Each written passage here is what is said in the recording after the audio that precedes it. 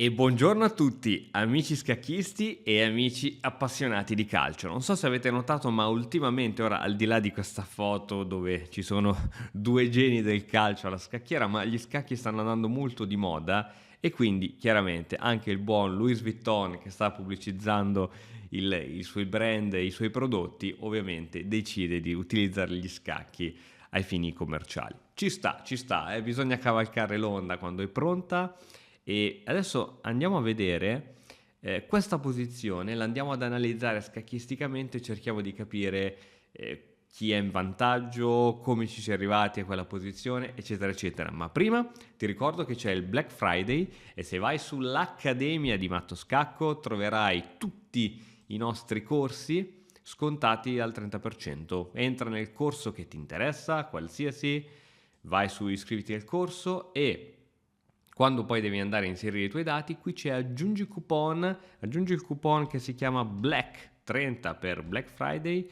applica e automaticamente ti verrà inserito lo sconto. Quindi se vuoi migliorare a scacchi o imparare a giocare come si deve, questo è il momento giusto. Ma torniamo a noi, questa è la posizione che troviamo sulla scacchiera.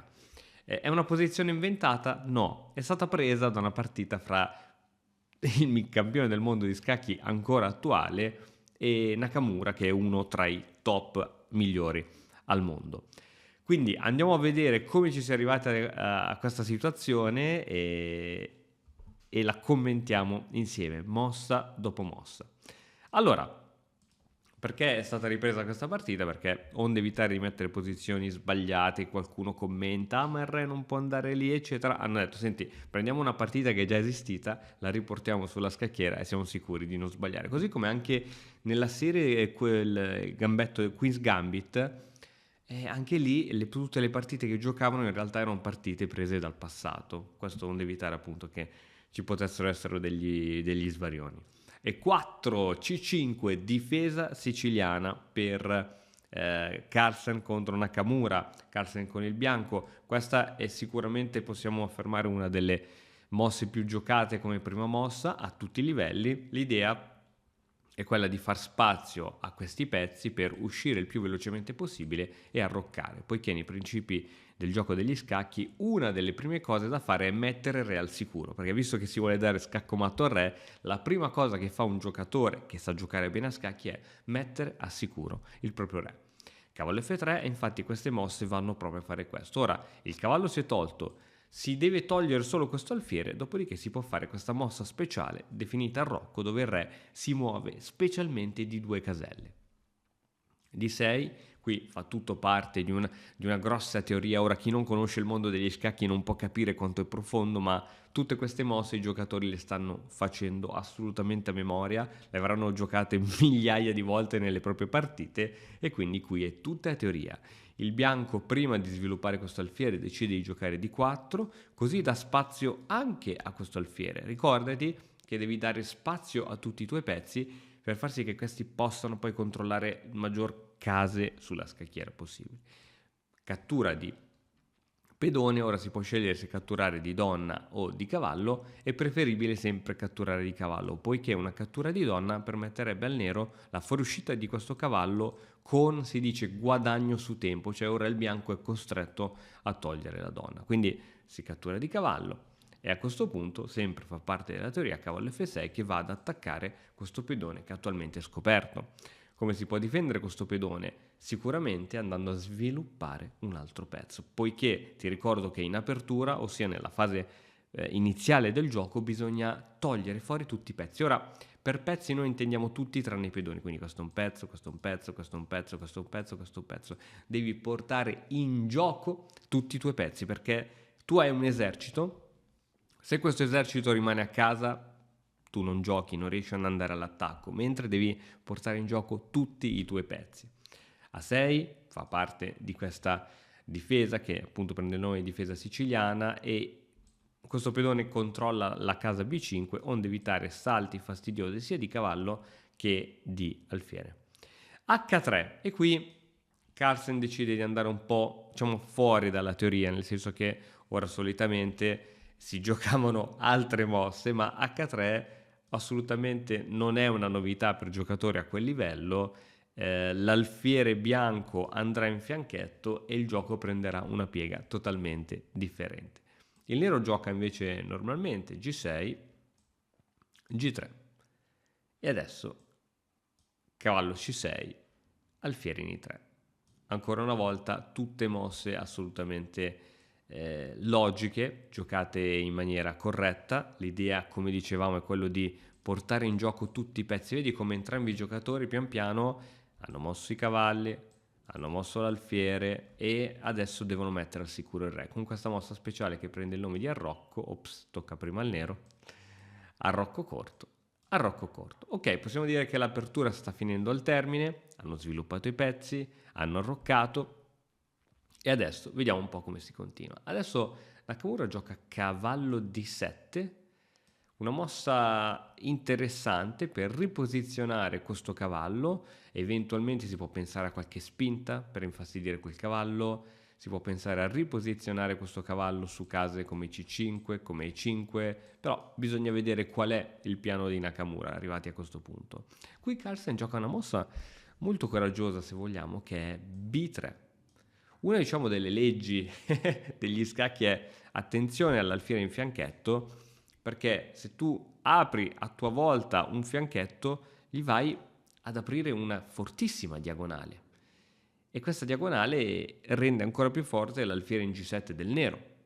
Ma a questo punto, dopo una serie di cambi, alfiere, i due alfieri si guardano, cambio, cambio, ci ritroviamo in questa posizione dove abbiamo già ottenuto una serie di cambi sulla scacchiera. Ora, ad alti livelli le partite tendono, se i giocatori appunto giocano bene e sono giocatori che giocano bene, tendono alla parità, che in gergo scacchistico si chiama patta.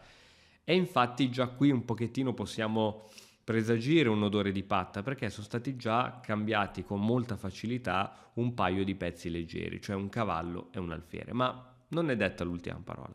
B6, perché questa mossa B6? Lo scopo è quello di mettere questo alfiere in fianchetto che possa contrastare l'alfiere in fianchetto del bianco, ma il problema di questa spinta B6 è che crea un indebolimento. Questo pedone che ho evidenziato in rosso in B6 è un pedone debole.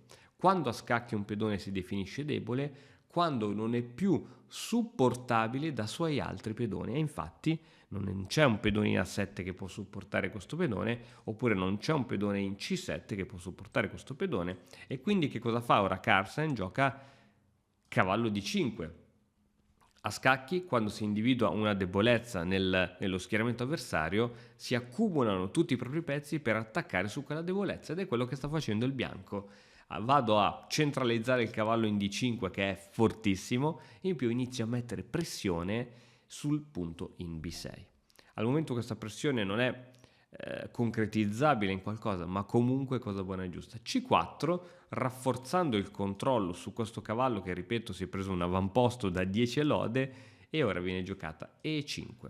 Ti starei chiedendo perché magari il nero non abbia catturato. Beh, la cattura avrebbe semplicemente favorito il bianco con una catena e struttura pedonale fortissima, e qui ha giocato E5 e non E6, perché una mossa come E6 è vero che lì per lì avrebbe scacciato il cavallo, ma che problema crea? Crea il problema del pedone D6. Si crea un altro pedone debole. Il pedone D6 è un pedone non debole perché è difeso dal pedone 7. A seguito di questa spinta tu vai a creare un pedone debole in D6. E adesso che cosa si può fare? Il bianco può per esempio solo tornare in C3, ma questa debolezza rimane. Adesso il bianco può raddoppiare le torri e puntarli sopra, ma tu mi dirai, ma anche la spinta che viene giocata in partita crea una debolezza. Sì, è vero, la debolezza c'è, ma è vero anche che il bianco ora si deve organizzare, perché il cavallo in D5 c'è, quindi il bianco dovrebbe portare le torri sulla colonna D, raddoppiarle e poi in futuro togliere il cavallo D5 per permettere la pressione sul punto D6. Quindi è leggermente diverso, è vero che l'indebolimento c'è, ma è leggermente diverso. Continuiamo. Donna E3 quindi è stata la mossa che è stata giocata in partita dopo la spinta di pedone, e ora persiste la pressione su quel pedone e Nakamura decide di togliere quella pressione giocando B5. una mossa coraggiosa, e dopo torre in A va in C1. Ovviamente il bianco vuole cercare di lasciare il supporto su questo cavallo, quindi gioca torre a C1 e dopo la cattura, Carlsen si ritrova ad avere praticamente il controllo della colonna C, molto importante. Si potranno a breve raddoppiare le torri con un buon gioco. Ma continuano i cambi, questo cavallo in D5 era troppo forte e dopo pedone per. Lo scopo ora del nero è quello di posizionare un cavallo sulla casa C5, però il problema è che se ora mette subito il cavallo in C5, segue B4 e il cavallo se ne deve andare. E quindi che cosa gioca il nero? A5, mossa tipica anche nei sistemi della est indiana, per permettere questo cavallo di sedersi su C5 senza che nessuno possa scacciarlo. Raddoppio di torri, ripeto, ora il bianco ha il controllo totale della colonna C, ma questo controllo viene spezzato da cavallo C5. Questo cavallo mette a tacere questa forza potentissima di entrambe le torri, ma ovviamente Carlsen aveva pensato a tutto, mica va a raddoppiare le torri su una colonna che poi rimarrà chiusa, ma gioca a 3. Lo scopo è quello di spingere B4 e quello di rimuovere il cavallo. Una volta che il cavallo sarà stato rimosso da lì, tutta la forza delle torri entrerà in gioco. F5, Nakamura prende spazio dall'altro lato della scacchiera, visto che ad ovest purtroppo avrà poco da fare. B4, pedone per, adesso veramente questo cavallo deve togliersi da qui. Cavallo D7 e adesso arriva torre in C6. Ottima posizione per il bianco che sta iniziando ad assediare l'avversario. Controllo della sesta traversa e attacco sul pedone debole, indifeso e arretrato D6. Ora il nero deve iniziare a difendere quel pedone e il bianco dovrebbe cercare di attaccarlo più volte possibili. F4. Il nero non difende, ma crea una minaccia. C'è una minaccia sulla donna, il bianco non può far finta di nulla, quindi pedone per, la minaccia sulla donna rimane e ho evidenziato in rosso la debolezza strutturale dei pedoni dell'arrocco del bianco. E adesso donna in E6 scacco, il re si deve spostare o bisogna difenderlo e a questo punto donna per D6. Arriviamo in questa posizione dove il bianco ha un pedone in più, dove sia il pedone in D5 che il pedone in B4 vengono chiamati pedoni passati, cioè pedoni che hanno la via libera per promuovere. Via libera nel senso che non ci sono pedoni avversari che possono contrastarli. Sì, ci sono dei pezzi avversari, ma non ci sono pedoni. E quei due pedoni sono molto molto forti. Il bianco possiamo dire che ha un leggero vantaggio e se si gioca bene le sue carte, ma soprattutto se il nero gioca in maniera passiva, sicuramente perderà la partita. Arriva un donna G5. Quali sono i piani del nero? Sono quelli di cercare un contrattacco. Ora c'è una piccola idea tattica, che è quella della spinta del pedone F3. Ora se il bianco dovesse fare una mossa qualsiasi, come non so, andiamo a promozione col pedone, arriva F3 e si dice che questo alfiere è inchiodato, cioè l'alfiere non può catturare il pedone poiché la donna attacca il re, quindi quell'alfiere è inchiodato. E quindi cosa significa? Che arriva praticamente lo scaccomato. Supponiamo ancora un'altra mossa inutile del bianco, donna per G2, scaccomato. Il re non può catturare la regina poiché è sostenuta dal pedone. Ok? Quindi su donna G5 Carlsen vuole togliersi da questo attacco e gioca re in H1. Forse un po' prematura, qui viene consigliata dal motore prima una mossa di questo tipo e solo a seguito di re G7 re H1. Va bene, queste sono poi sottigliezze che solo i grandi e i motori riescono a capire, noi comuni mortali no. F3 arriva comunque perché è una mossa forte che consente di tenere spazio e ora l'alfiere in F1 in realtà fa qualche suo lavoro, ma soprattutto difende la casa G2, casa sempre possibile per lo scaccomato per il nero. Quindi il nero ha un pedone in meno, ma ha sempre una velata minaccia di matto che comunque è un incubo presente per il bianco.